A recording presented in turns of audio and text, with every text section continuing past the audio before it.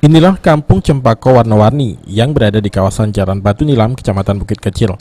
Kampung ini menjadi kampung percontohan di Kota Palembang berkat sentuhan kreatif warga dan pemerintah Kota Palembang dengan bantuan dana CSR dari PT Pegadaian.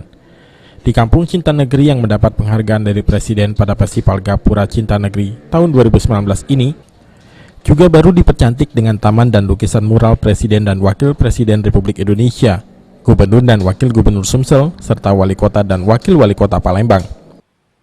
Ini dana tersebut diharapkan dapat membantu kegiatan-kegiatan masyarakat. Alhamdulillah dalam hal ini bersama Pak Iwan, staf Wali Kota, kita bekerja sama dan terpilihlah Kampung Cempako Warna-Warni ini. Ya, diharapkan untuk dibina dan menjadi kampung percontohan. Pemerintah Kota Palembang akan menata kawasan ini menjadi salah satu destinasi wisata Kota Palembang. Selain membersihkan aliran sungai, di sisi jalan juga telah dilengkapi dengan taman dan juga lukisan mural yang semakin mempercantik Kampung Cempako Warna-Warni. Berkat sinergi dan kerjasama dengan masyarakat, Kampung Cempako Warna-Warni ini terus diperindah. Pemerintah Kota Palembang telah menjadikan Kampung Cempako ini menjadi kampung percontohan.